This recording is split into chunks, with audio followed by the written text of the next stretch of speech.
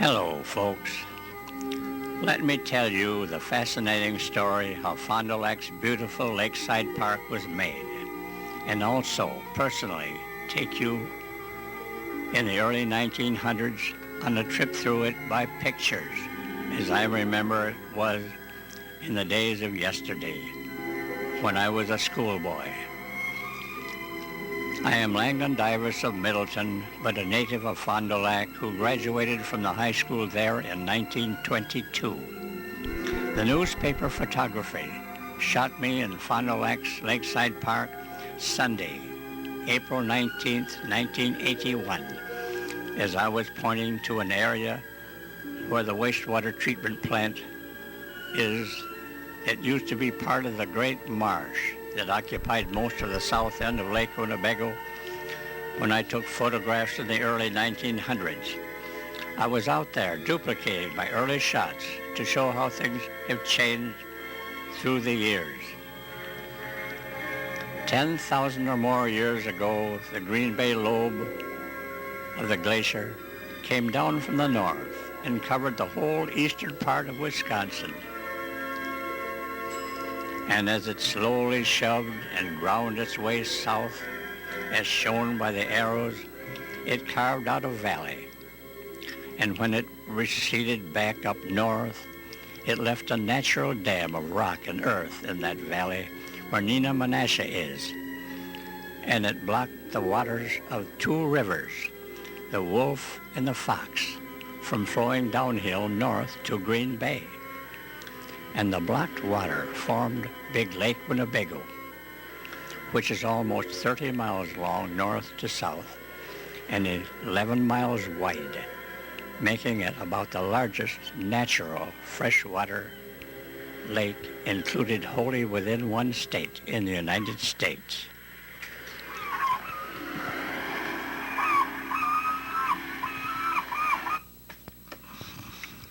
The western shore is rather low, but the eastern shore is rather steep, composed of the Niagara limestone, and extends north, forming the backbone of Door County. By all odds, the most important topographical feature of Wisconsin in relation to history is the 300-mile diagonal valley and waterway which extends southwest from Lake Michigan to the Mississippi River and includes Big Lake Winnebago, and had been used for centuries by the Indians as a main way to travel by canoe. Only 14 years after the Pilgrims landed at Plymouth Rock, the first white man, French explorer Jean Nicolet, in 1634, dressed in his finest robes, impressed the Indians at Red Bank on the eastern shore of Green Bay.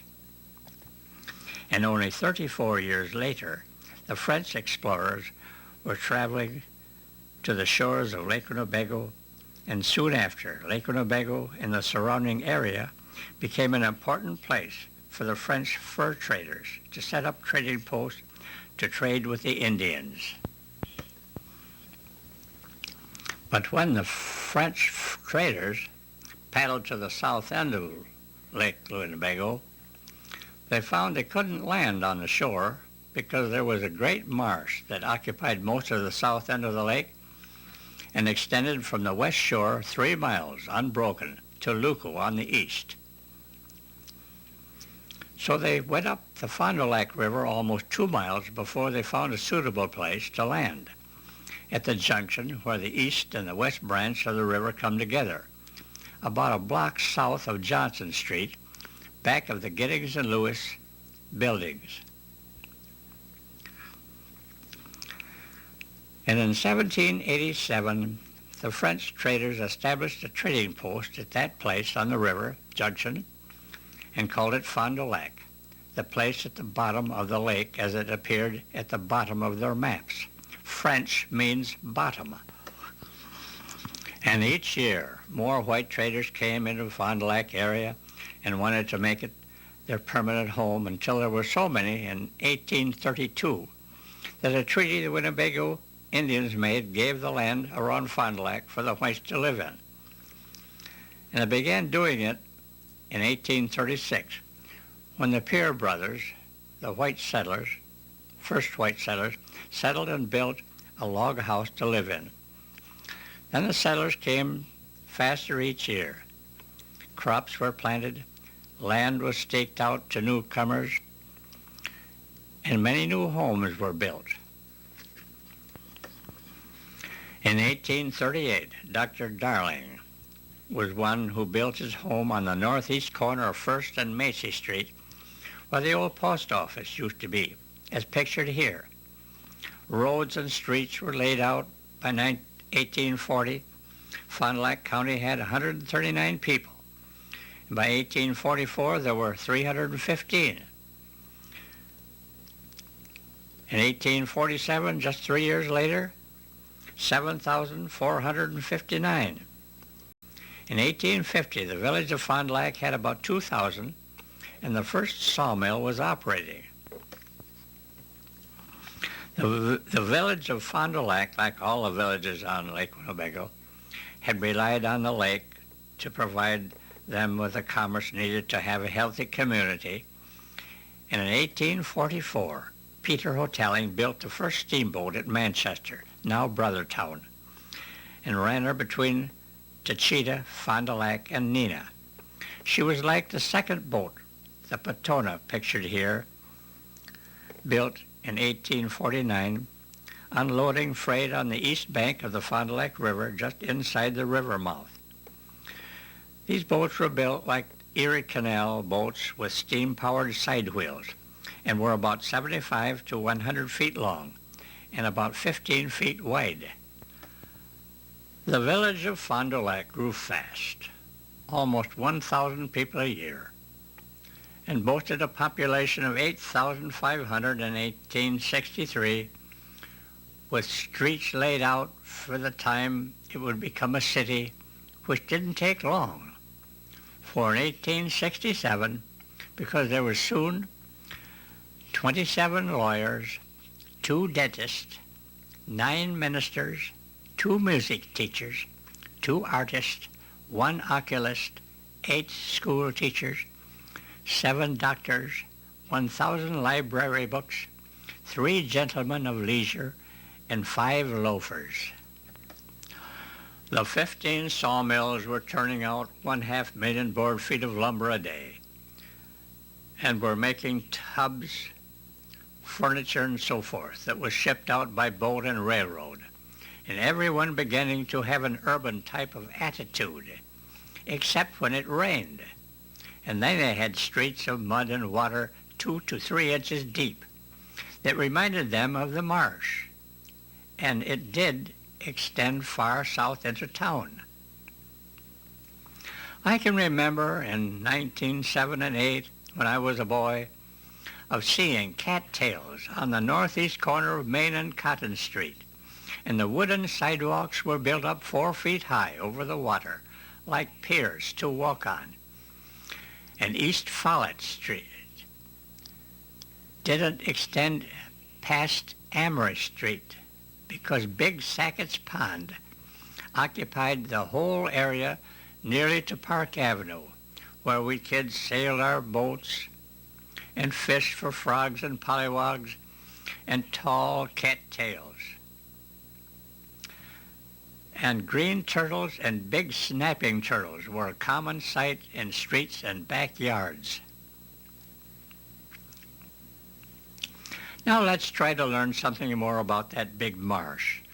Here is a composite map of it as it was before the white man had much to do with it, with a light overlay of the changes up to about 1910. This is the river dock where the Petona was loading you saw earlier. This is Supley Marsh. This is Scott Street. This is Main Street out only about as far as the Vulcan plant, maybe a little farther. Here's where the bandstand will be later. Here's Park Avenue, and the big hole now called Harbor was only a big open bay of the lake, completely open on the north, so waves rolled down south in it, and splashed on the southern shore. About the close of the Civil War, the people of Fond du Lac began to voice their desire to be able to go out Main Street to the lake instead of having to go to Luku to picnic on the shore. So a makeshift toll road was made in 1863, but it was flooded when the factories up at Neenah raised the dam up there for more power. Then another road was built out at Main Street in 1868, and that too was promptly flooded and was of little use. They raised the dam up at Neenah 4 times by 1880, and 133 people on Lakes Winnebago, Beautymore, and Poygan went to court and was represented by just one party, Velty versus the United States government. The people won and were paid by the government $15 an acre for the lost land. The War Department sure had control of the lake level after that. Let's learn what the figures and lines mean on the map. This drawing shows 2 areas of open water free of weeds, and in between is where high marsh grass stands perhaps 5 to 7 feet above the water. The bottom of a marsh has low and high places, just like on land, with little hills. The deep places have developed the type of vegetation that does not grow very high. But the places that are a little shallower has vegetation that has developed to send up shoots 5 to 7 feet high above the water in places. But there is enough water to boat on most everywhere, as is shown in the lower part of the map. That is the way it was most everywhere out on the marsh when the white man first came. If an Indian east of the Big Hole or harbor towards Luku wanted to go west of the river or west shore by canoe, and the lake was too stormy, he could go by the inside route in the big marsh if he knew the way winding through the maze of tall marsh grasses without having to get out of his canoe once.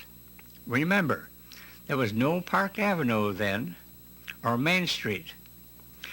And I can remember when that Big Hole in the spring was like a large lake that extended to Main Street within 75 feet of the front door of the Vulcan plant and to the back door of some of the houses on Scott Street. My first memory of the park is when I was about 5 years old and my parents took me out there for a picnic. We went out on the old open-sided streetcar, number 54, that was used only in the summertime. The tracks went out north on Doty Street, and we crossed Scott Street and proceeded north towards where now the wastewater treatment plant is, and slowly wound our way through a land of water and tall marsh grass twice as tall as I was. It was like a fairyland to me. There were hundreds of blue wild iris I called lilies, and beautiful white water lilies with yellow-orange centers. And there were birds flying and singing all around. I fell in love with the place.